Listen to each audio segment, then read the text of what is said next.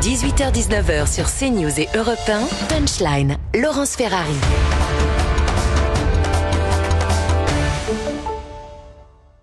18h20, on se retrouve en direct dans Punchline sur CNews et sur Europe 1. On va évoquer la mort et l'enterrement de Mathis, 15 ans, à Châteauroux. Toute la ville lui a rendu un dernier hommage. Aujourd'hui, il y avait 2000 personnes. Il a été tué il y a 10 jours, vous vous en rappelez, à coups de couteau par un adolescent afghan, avec une cérémonie très forte en émotion, une cérémonie que la famille voulait décalée et joyeuse, qui a été organisée notamment dans le stade de football de la ville. On va rejoindre sur place Thibaut Marcheteau qui nous raconte cette journée très très forte à Châteauroux. Thibaut.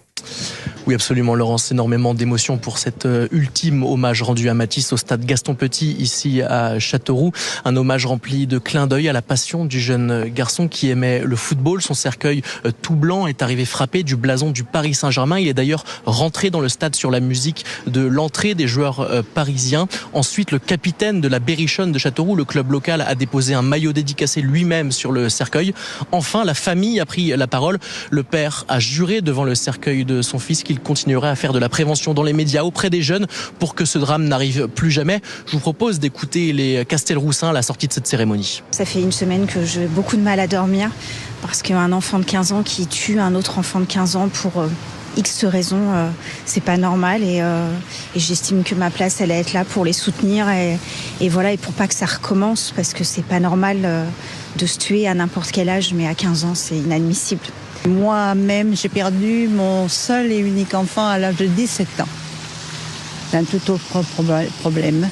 Mais vous savez, ça m'a complètement bouleversée. En plus, je connais très bien la belle-mère de ce petit. Je connaissais un petit peu les parents. Et puis, bon, ça devrait jamais arriver, quoi. Voilà, c'est tout. À l'issue de la cérémonie, le cercueil est sorti sous les fumigènes et sous une holla à la demande de la famille. Ensuite, la famille elle-même s'est réunie dans la plus stricte intimité pour rendre un dernier hommage au jeune garçon. Merci beaucoup Thibaut Marcheteau. On s'en remet pas en réalité, Eric Revel, de cette mort de ce gamin de 15 ans tué par un autre adolescent de 15 ans. Non, on s'en remet pas. Et on n'est pas sa famille. Non, bien sûr, non. Mais ce que je vous dis. Vous voyez, ce qui est très touchant aussi dans les témoignages que vous avez passés, Laurence, c'est cette dame qui dit, moi, j'ai perdu mon enfant. Alors, s'il y a bien une personne qui peut comprendre la douleur des parents, c'est cette personne qui a perdu son enfant lorsqu'il avait 17 ans. Mais en fait, on est partagé entre une infinie tristesse et une énorme colère, parce que moi, j'adore ce que dit Monsieur Jacob, pourvu que plus jamais ça, le père, plus jamais ça. Mais pardon, mais combien... vous-même, vous disiez qu'il y a hier soir, il y a eu encore une agression à coups de couteau en région parisienne. Denis Jacob, Argenteuil, qu'est-ce qui s'est passé ? Argenteuil, de jeunes dans une bagarre entre mineurs à coups de couteau. Je rectifie un petit peu ce que j'ai dit tout à l'heure, parce que sur les deux, il y en avait un dont le pronostic vital était engagé, puisqu'il avait une plaie béante au ventre. Je ne sais pas où ça en est aujourd'hui sur l'état de santé, mais 17, 15 ans, c'est-à-dire que tous les jours, on a des gamins qui se font blesser, poignarder, voire tuer. Et on se sent complètement démunis aujourd'hui, nous, en tant que policiers, pour répondre, si ce n'est la réponse répressive, mais il est déjà trop tard. Quand on apporte la réponse répressive, qu'est-ce qu'on peut faire en amont ? Et ça, c'est pas nous, policiers, qui pouvons y répondre. Alors, attendez, Eric n'avait pas terminé. Oui, voilà, donc tristesse et colère. Et puis, vous savez, je crois que Rachel Kahn le disait tout à l'heure, on finit par être fatigué, mais vous vous rendez compte qu'on finit par être fatigué de commenter au quotidien quasiment des actes barbares comme cela. On ne devrait pas évidemment s'habituer, on ne devrait pas être fatigué. Et pourtant, on baigne dans une ultra-violence, on voit pas le bout du tunnel. Bon, la police, la répression, ce que vous dites, la prévention, tout ça, mais vous vous rendez compte, on parle de gamins de 12 ans, de 15 ans qui sont tués à coups de couteau dans un pays comme la France. En 2024, Louis Dragnel. Non, je suis d'accord avec ce que dit Eric. Ce qui est terrible, c'est que je pense qu'on est en train de franchir des seuils et qu'on ne s'en rend plus trop compte. À force de... C'est terrible, hein, mais ça ne veut pas dire qu'on minimise ce qui vient de se passer. Mais à force d'en parler, ça chronique l'actualité. Comme ça se banalise. Voilà, ce sont des faits de société. Bon, c'est comme ça. Je rebondis sur ce que disait Denis Jacob tout à l'heure. Je pense qu'aussi on a tort de penser que la police apporte toutes les solutions. La police est un moyen, ce n'est pas une fin en soi. La police, on vous demande beaucoup trop de choses. On vous demande d'être les meilleurs dans la lutte contre les violences intrafamiliales. On vous demande toutes les plaintes pour les agressions sexuelles au sein des ménages. On vous demande la police de l'environnement, les chiens battus, tout. Merci et donc, de le dire. Dès qu'il y a un problème, sincèrement, merci merci de le dire. Tout. Parce que normalement, on dit, mais il faut plus de flics, Moi, je pense pas. Hein. On devrait être l'ultime réponse quand tout le reste c'est l'ultime n'a pas marché. Et pas être le supplétif de ce qui devrait être mis en place et qui ne l'est pas. Ni une maman, ni une nounou, ni un travailleur social. Ni une école. On est bien d'accord. Et moi, je trouve que le problème, c'est la facilité politique consiste à dire, alors il y a un problème, il y a une marée noire, c'est la police. Il y a un enfant mal éduqué, c'est la police. Il y a une tuerie, c'est la police. Tout est la police tout le temps. C'est le dernier rempart. Je l'ai beaucoup dit. C'est le dernier rempart avant la barbarie. Le rempart est en train de craquer. C'est la dernière ligne. Vous vous rendez compte? Regardez, je vais vous donner un autre glissement. On parle tout le temps de l'armement de la police municipale. Moi, ça me choque. Alors, ça va peut-être heurter beaucoup de monde, parce qu'en fait, on se pose pas la vraie question. Pourquoi est-ce qu'aujourd'hui, la police nationale et la gendarmerie, qui globalement ont des moyens, alors certes insuffisants par rapport à la violence de la société, mais ont des moyens dans une société normale, pourquoi est-ce que on est obligé d'en venir à l'armement de la police municipale? Parce que la police nationale et la gendarmerie ne sont plus en mesure de répondre aux attentes de la société qui a sombré.